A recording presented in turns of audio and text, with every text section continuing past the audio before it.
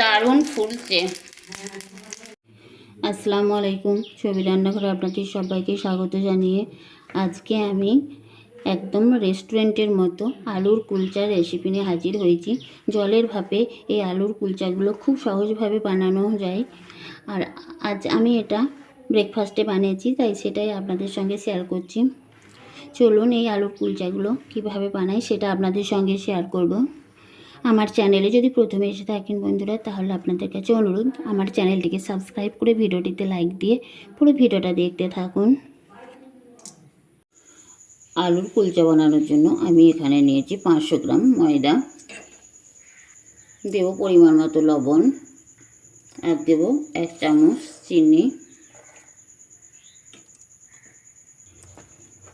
ময়দা আর লবণ ভালোভাবে মিশিয়ে নেব। মিশানো হয়ে গেছে। আমি এখানে নিয়েছি 4 টেবিল চামচ টক দই,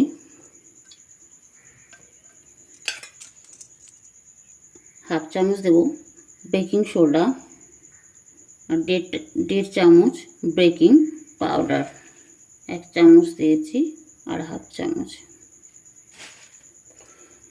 দইয়ের মধ্যে বেকিং সোডা আর বেকিং পাউডার একসঙ্গে দিয়ে এইভাবে আমি 2 মিনিট রেখে দেব মাখিয়ে।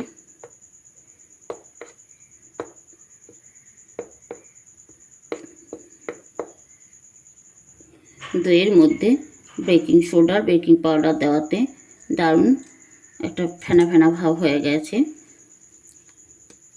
রেস্টের মতো কাজ করবে। এখন আমি 1 চামচ সাদা তেল দেব।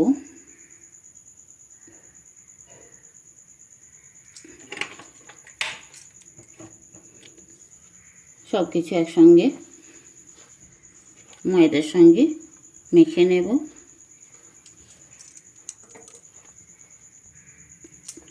এখন অল্প অল্প জল দিয়ে আমি একটা ডো বানিয়ে নেব।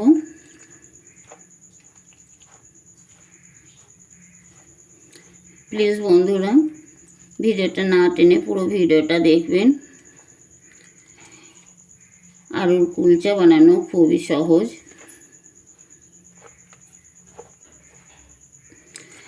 আর ভিডিওটা দেখার আগে একটা লাইক দিয়ে দেবেন প্লিজ। একটা লাইক দিয়ে ভিডিওটা দেখা শুরু করবেন।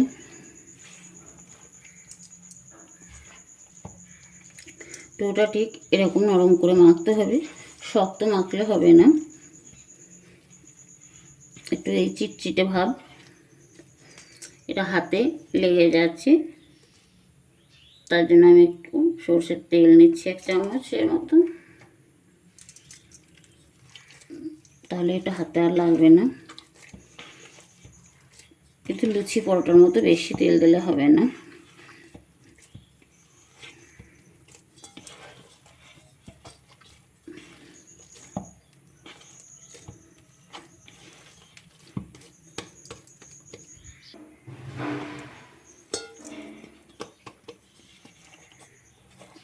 এটা আমি আধ ঘন্টা রেস্টে রেখে দেব। আমি এখানে 2টো আলু সেদ্ধ করে আলু দুটো ম্যাশ করে নিয়েছি। দেব পরিমাণ মতো লবণ। এখানে ধনের পাতা আর পেঁয়াজ এইভাবে খুব মিহি করে কুচিয়ে নিয়েছি। আর নিয়েছি কাঁচা লঙ্কা। লঙ্কাটা আমি ঝাল বুঝিয়ে নিতে হবে। আমি একটা নিয়েছি, খুব মিহি করে কুচিয়ে দিয়েছি। ওর মধ্যে দিয়ে দেব একটু আদা, আপনারা চাইলে আদাটা গ্রেট করেও দিতে পারেন। দেব 1 চামচ চাট মশলা, দিচ্ছি অল্প লঙ্কা গুঁড়ো। আমি সব কিছু ভালোভাবে আলুর সঙ্গে মিশিয়ে নেব। আলুটা ভালোভাবে ম্যাশ করে নিতে হবে, আলুর মধ্যে যেন কোনো গুটি না থাকে।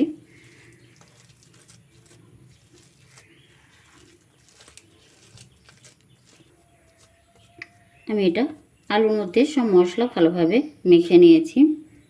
এটা আমি এখন রেখে আমি 30 মিনিট পর চলে এসেছি। আর ব্যাটারটা কত সুন্দর হয়েছে দেখুন, এরকম নরম হতে হবে।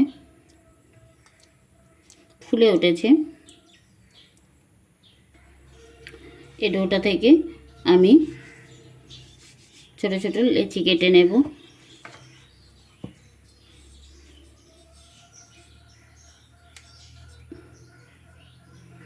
খুব ছোট নয় আর খুব বড় নয়, ঠিক এই সাইজের লেচিটা আমি কেটে নেব।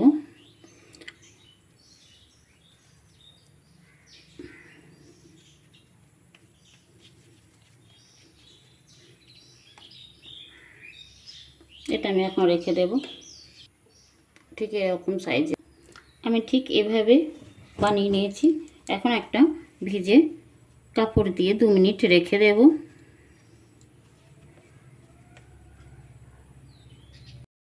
2 মিনিট পর চলে এসেছি। আমি একটু পিঠের মধ্যে আটা দিয়েছি, একটু ময়দা ছড়িয়ে নিয়েছি। এরপর একটা একটা করে নেব।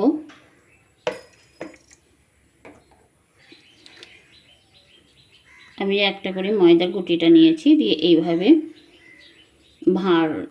একটা ভাঁড় বানিয়ে নিয়েছি। এখন যে আলুটা মেখে রেখেছি, এই আলুটা কিছুটা নেব আর ঠিক এইভাবে দেব এই মাঝখানটাতে।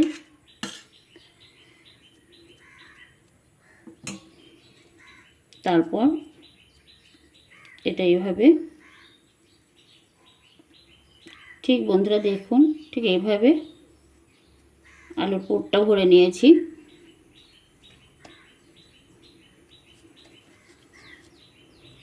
তাহলে আর এটা ফেটে আলুর পুরটা বেরিয়ে যাবে না। ঠিক এরকমভাবে নিয়েছি। এখন বেলে নেব।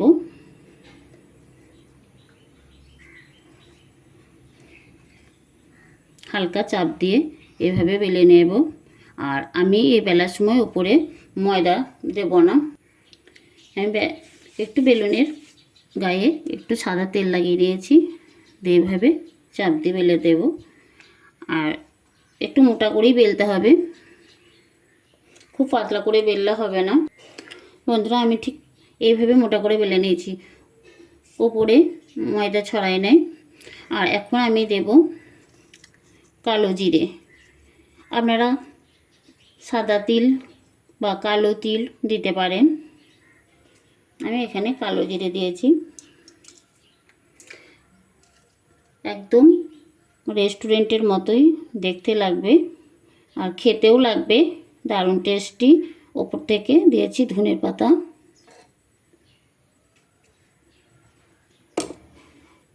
ধনে পাতা আর কালো জিরে দিয়ে আমি আরেকবার এইভাবে বসিয়ে দেবো ওগুলো।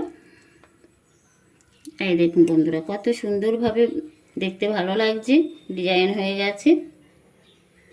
আমি ভাজার জন্য আমি ফ্রাই প্যান নিয়েছি, এটা খুব গরম করে নিয়েছি। আপনারা চাইলে চাটুতেও ভাজতে পারেন। আর দেব অল্প জল দেব। জল দেওয়ার সঙ্গে সঙ্গে জলটা এইভাবে ফুটবে। আমি কিন্তু জলটা অল্পই দিয়েছি।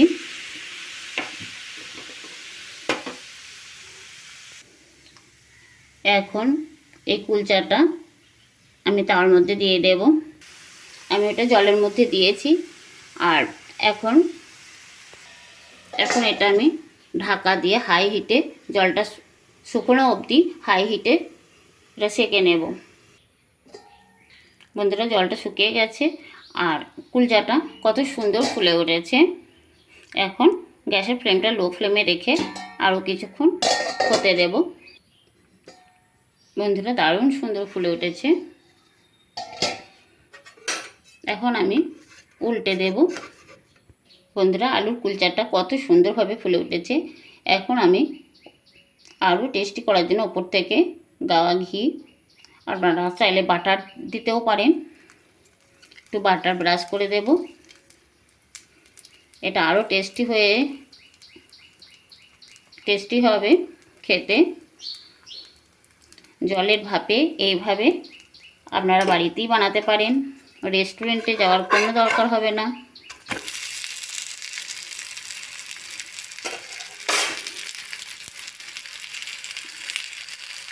এদিকটা একটু গা ঘি ব্রাশ করে নেব।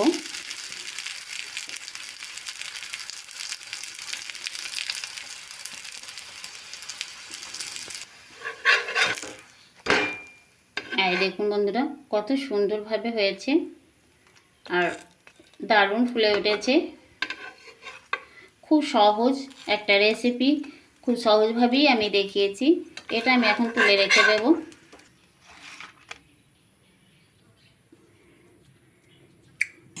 ঠিক এইভাবে আমি বাকি কুলচাগুলোও বানিয়ে নেব।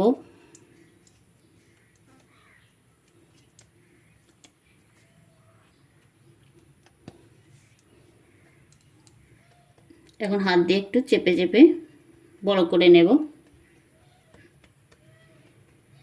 একটু চাপ দিলেই বড় হয়ে যাবে। এরপর বেলনার সাহায্যে এইভাবে একটু বড় করে দেব।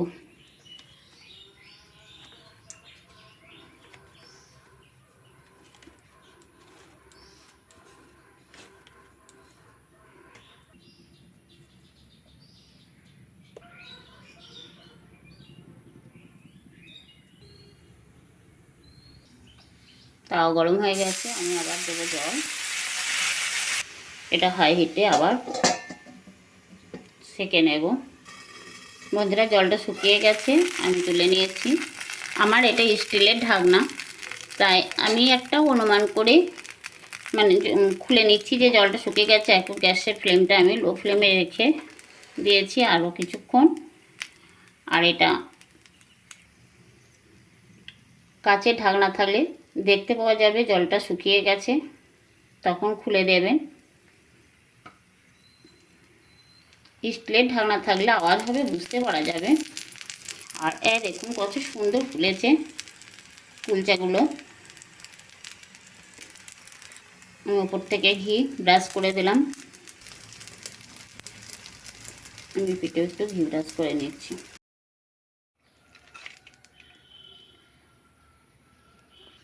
এইভাবে আমি বাকি কুলচাগুলো ভেজে নেব। কত সুন্দরভাবে ফুলে উঠেছে। আমার এই রেসিপি কেমন লেগেছে অবশ্যই কমেন্ট করে জানাবেন। ভালো লাগলে লাইক কমেন্ট শেয়ার করবেন। আবার দেখা হবে পরের ভিডিওতে অন্য কোনো রেসিপি নিয়ে। আল্লাহ হাফিজ।